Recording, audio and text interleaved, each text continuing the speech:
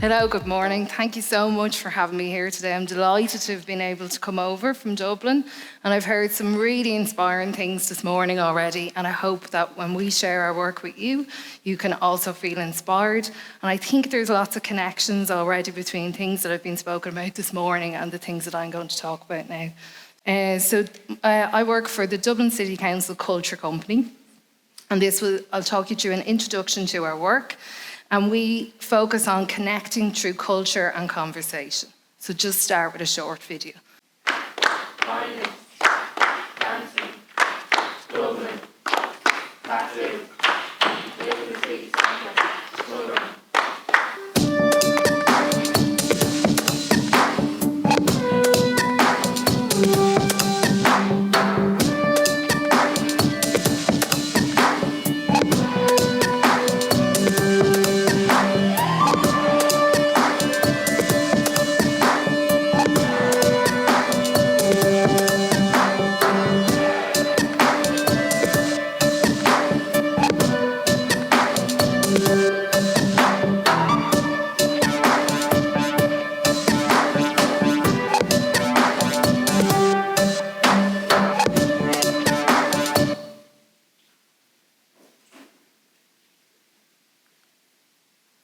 So just going to begin to speak about our origin as a company. So in 2015, Dublin City Council entered the European Capital of Culture competition for a second time. And we used an open consultation process for this. So it brought together lots of different stakeholders from many different sectors, with individuals and community groups involved as well. This really created new connections across the city and also within the City Council. And in 2015, also, the City Council developed their first cultural strategy. So this really acknowledged the impact of culture on all aspects, so including economy, education, tourism, community, and civic life. And the cultural strategy really created opportunities for all to equally engage in inclusive and diverse cultural experiences. This positioned Dublin as a city to make, experience, and share culture. Although the bid for the Capital of Culture was unsuccessful, in 2016, the Dublin Culture Connects programme was adopted as a means of strengthening partnerships and including audiences across the city and implementing the values that were in the cultural strategy. So Dublin Cultural Connects was a series of legacy projects, so developed from the Capital of Culture bid. And one of these main programmes was called the National Neighbourhood, in recognition of Dublin as a capital city, which is made up of lots of small neighbourhoods. This project still continues today and is really about bringing people together to create together creative practitioners, libraries, museums, cultural spaces, and also departments from within the council. So the inclusion of culture as a core development objective for the first time across all actions of the Council's work denotes a subtle shift in recognition of culture and its important role in Dublin. Then in March 2018, the Council formalised this structure through the creation of the Dublin City Council Culture Company, which is the company which I now work. And we run cultural initiatives and buildings across the city for the council and for the people of Dublin. The company is wholly owned and funded by the Dublin City Council, which again shows its commitment to culture in the city of Dublin. And we're limited by guarantee with a board of directors. So the constitutional objects of the company. So these are our core foundation of a company and what we build the company on. So we work in a developmental, experimental, responsive and participative manner, always with partnership at the core. We work on themes that are relevant to people and they're sourced from the engagement of people of Dublin. So like others have said this morning, where we come from or where ideas come from is always from the people and from listening to the people first. We work through co-creation and cooperation and aim at leaving a social impact. And we aim for quality through expertise, inclusion and participation. And our mission as a company So this shows how culture is really essential for a functioning society. So we believe in this social value of culture. We believe in the power of human stories. We want to connect people and communities through culture and conversation to ignite imagination and experiences. And we know that when people feel connected to their communities, they feel safer and stronger and are healthier. And hopefully you'll see that in some of the projects I'm going to show you today. So our values, which again I think are similar to some of the values that already have been spoken about this morning. So participation is key to what we do. So by making and doing makes culture real for people. So when people participate, when people are involved, this is what makes culture real for them. Partnership always at the centre of what we do. We act as a catalyst. We bring people and organisations together to grow knowledge, understanding and respect. Relevance is really important. So how we stay true to relevance and how we are relevant to the people we are working with, whether that is a cultural organisation or a community group or an individual or the city council. Capacity building, so we're always willing to develop skills and activate ways of working that enable everyone to create culture themselves and to have more cultural opportunities for themselves. And quality. We do everything in the best possible way. We use our knowledge and our experiences and skills to try to build impact and quality in all that we do. So what do we do?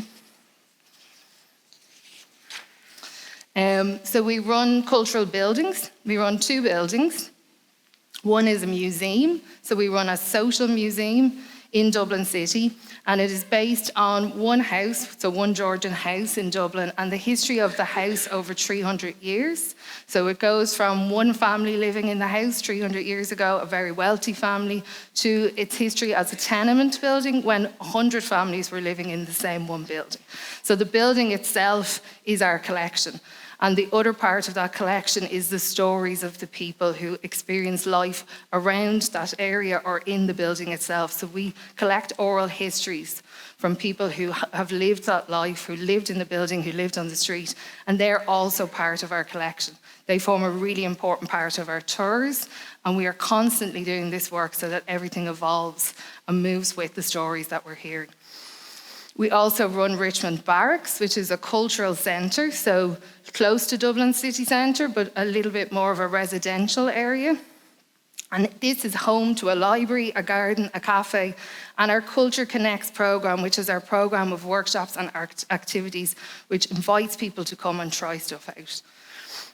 We make intelligence projects. So we have a cultural audit and map, where we map cultural information about the city, so where things go on.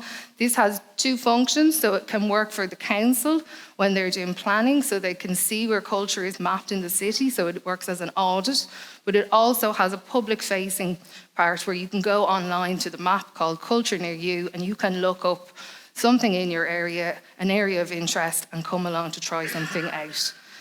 We also lead creative placemaking projects, so the National Neighbourhood, which I mentioned, Culture Connects project, and we run creative residencies. So we often pilot new partnerships with organisations who are not usually making art. So we have run partnerships with Dublin City Council sports departments, where we've connected artists and sports teams together as well.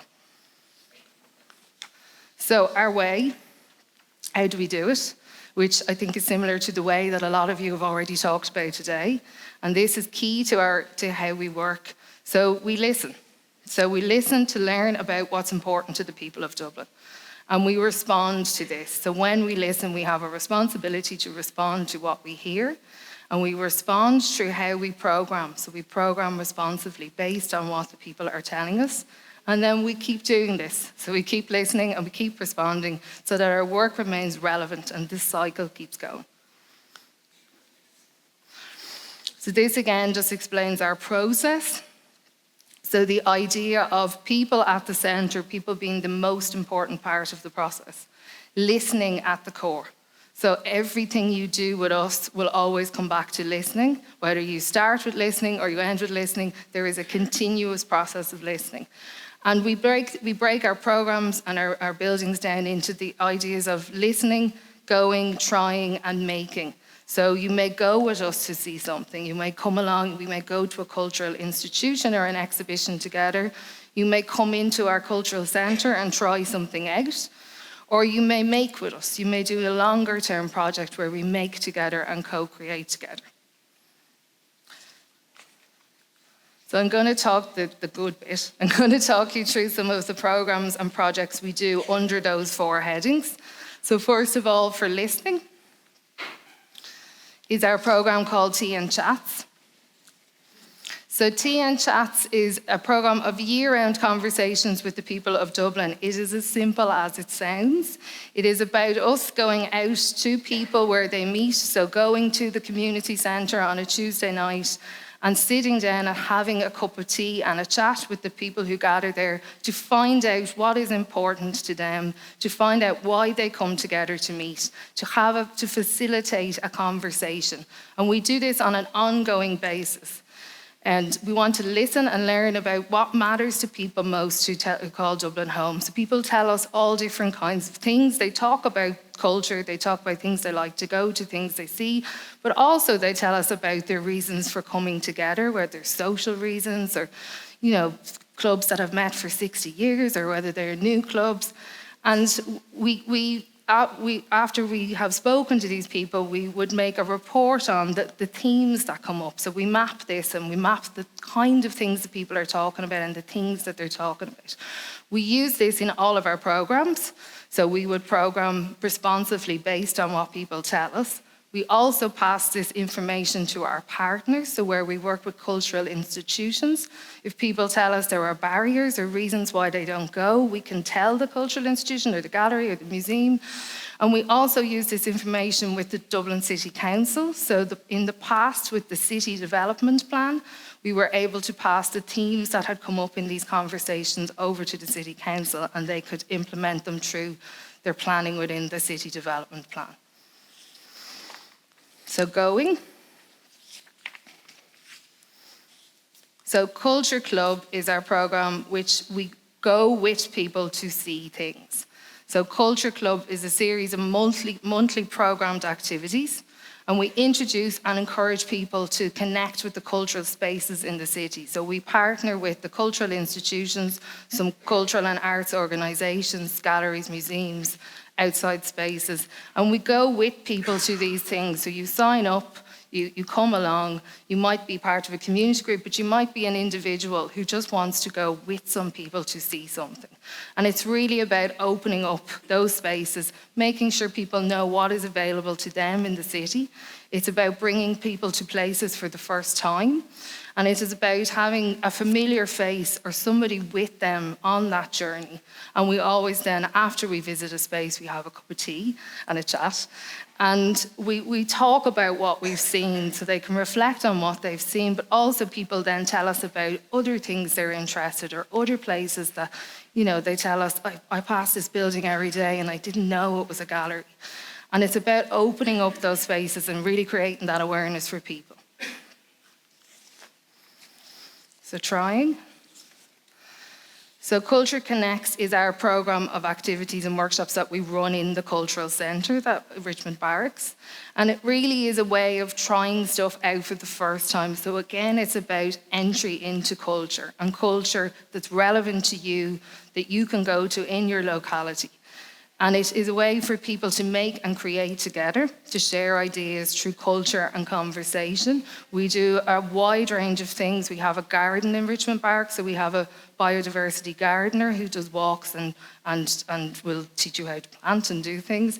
We have a choir that takes place in Richmond Barracks. We have many different crafts and arts activities. We run a programme of artists in residence who are based in the Cultural Centre, and it is them who put on the workshops.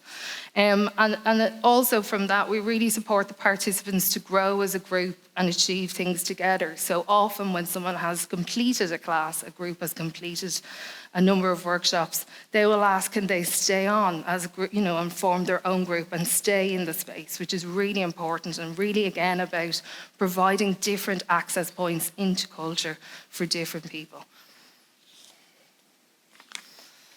and making. So I'll give you this one, I'm just going to give you an example of one specific project as part of the National Neighbourhood. So this project is called The Archive Within Us, and it began during the pandemic online. So it was a way of asking people to sign up, to come online, to experience culture together when they were in their own homes and couldn't get out to experience culture. And it was a community of interest that came together. So there was 12 people who worked with an artist and a poet. And it culminated in an exhibition. So the people worked together for 2.5 years. This is a long process. They worked online with partner organisations. So online they may have done a talk with the National Gallery or the National Archives or some of our cultural partners. They did workshops with the artists. They did poetry workshops and art workshops. And an area of interest that came up was the idea of an archive. And the idea of an archive within us. And what kind of objects or what kind of things would you put into a museum if you could put anything into a museum? And it really brought together the group. So it ended in an exhibition of their own personal objects and stories. But I think this is a good example of, I suppose, the emotional power of these kinds of projects and the connection that was created with these people, even though they were apart and online. And I'm going to show you a video of this because they speak about it much better than me. But even for some of them, when they met at the exhibition was the first time they met some of each other in real life. So it's really kind of, I suppose, of its time, but really highlights the importance, I suppose, of these kinds of projects.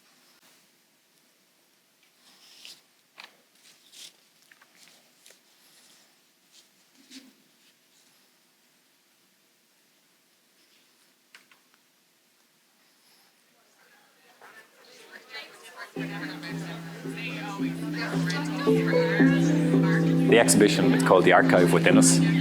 It's an interactive audio-visual exploration of personal objects. 12 different people from all different backgrounds.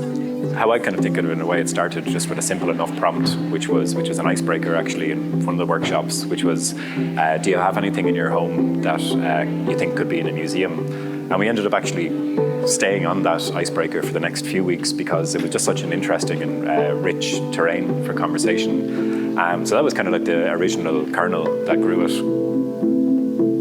Well, it's funny, and I was actually just saying to Colin, because we've been so invested in it, we nearly haven't got that kind of distance from it. So it was actually only when the participants came in this evening and the level of emotion in the room, it's just quite incredible because it's something that has been created by this group over 2.5 years, that actually all of the thoughts and memories and histories that have gone into it only just kind of came welling back up again this evening, which has been just incredible. I was reduced to tears when I went in to look at it because I just felt it was so emotional. And I have to praise Claire and Colin for the insight and wisdom and vision that they had to make this project so successful for all of us. It was, for me, a lifesaver because every week during COVID, I had to go on Zoom with a group of people I'd never met, but with whom I developed a relationship with. And for me, it gave a reason to kind of keep going during those dim, dark days when there was nothing to do and just meet these people virtually and develop a relationship with them. Yeah, and I think it's been really interesting. It's not just about the impact that the work has had on the participants, because to some degree there's not much, it's not the same surprise for them as it is for people who are just coming in off the street and just walking in. So it's been interesting to see people's subconscious and memories being activated by what they see. So, people have been writing really beautiful contributions to the archive, saying stuff like, it's really bringing up love and family ties for them, or it's making them think of their mother who's passed away, or it's that thing like when sometimes you read something and you feel seen in a way that you might like, it makes you kind of admit something to yourself, like that maybe you're still grieving, or maybe something matters to you more than you think it did. So it's been really interesting hearing the participants who come out and like how it's kind of stored up stuff for them, in a positive way. I think the process was really unique between Colm and Claire and all of us participating and bringing something significant together. I don't know if it's going to be significant for anybody else, but I think for us it really is. It's coming together. It's a fruition of this long period of time of us talking about things that are important to each of us, and being able to show that to the public, I think, is really good. It really is that living archive, and the effect that has had on one of the participants this evening going, my aunt or my grandmother now has a voice.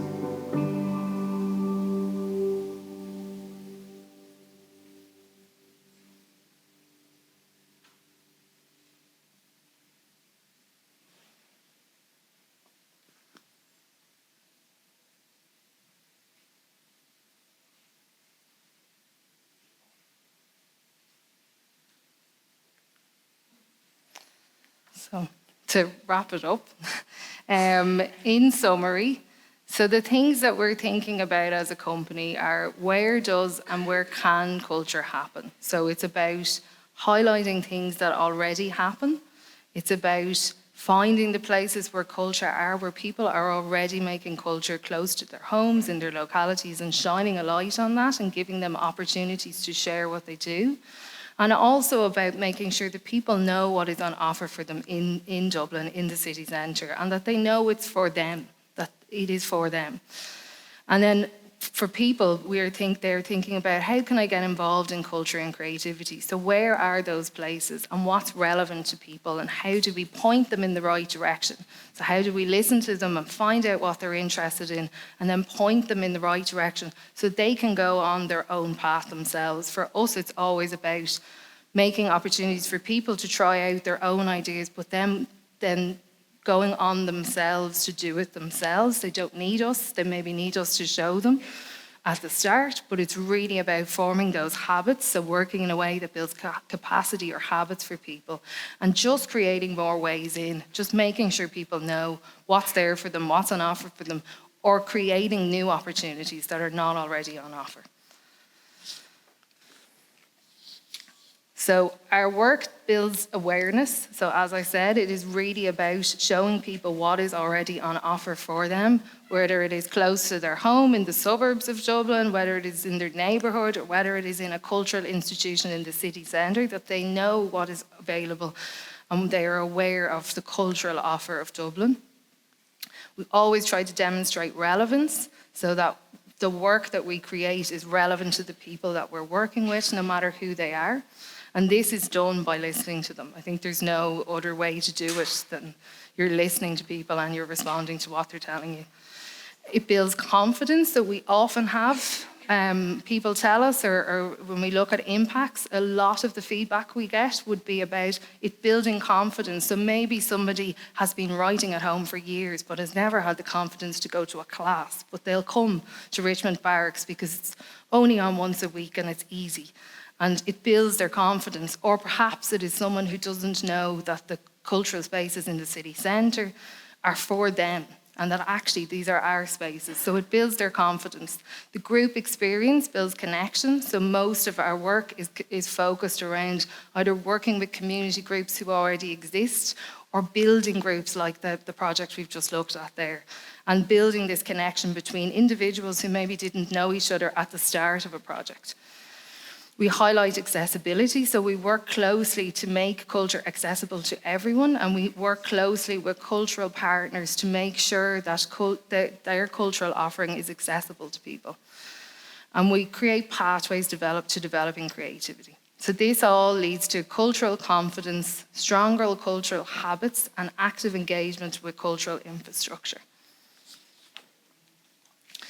So we do this with the aim of achieving wider cultural participation in the city, bringing culture to places where it's not usually perceived to be, and demonstrating that culture and creativity can happen everywhere. Connecting people to culture who don't see themselves as involved. So finding people who maybe haven't been involved in culture before and connecting them to the things that are important for them and relevant for them. And also recognising that people are already doing culture in their own way. And then we open up new ways for people to access culture more easily and confidently. So I'm going to end with a video because the people say it better than me. It's about things that we do every day. It's about sport, it's about song, it's about writing, it's about poetry. It's about the people in the street that you meet and you say hello to. That's your culture. We've been making some new culture. Some of these events are happening in national institutions, some of them are happening in people's living rooms. It's like a large cultural octopus getting absolutely everywhere. Something special happened over the last number of months. In little pockets in our areas, we need to start all coming together and fighting for each other, you know? In celebrating your home and your neighbourhood, and doing it, with a song or a story or a painting you've worked on together, that's a very special thing to do. For the first time, I actually feel like my work has been really directly connected to where I've spent most of my life. It's been lovely having my eyes opened about these kind of worlds that exist kind of separately, that you don't necessarily happen across. People in this community are definitely very connected to their culture, where they're from, and to me it feels like a kind of a small country village. Irish people have this fantastic culture and verve and get up and go. The neighbours all coming out and, just clapping for us, and everybody that we passed got involved. So everybody got a kind of a zest, and then all the bands along the way and the Irish dancers, and it was almost like everybody was, being part of it. I've connected with so many people that I remember them, they remember me, and that's brilliant. I like the dancing part which it is, because it makes me feel alive. They just hit it off. So I think that said to me that it had worked. And the people that are often missing, in the archives, they're the people that fall through the cracks. And this project was a great chance to look at those people that make Dublin what Dublin is. It's been such an experience. I think I'd like to be an actress now because it's absolutely fantastic. I'm on a high at the moment. So I feel now that this is all my city. I think if you connect with something, whether you're born here, whether you're from a different country, a different continent, a different age group, if you connect with something and it touches you and it makes you feel stronger, it's yours.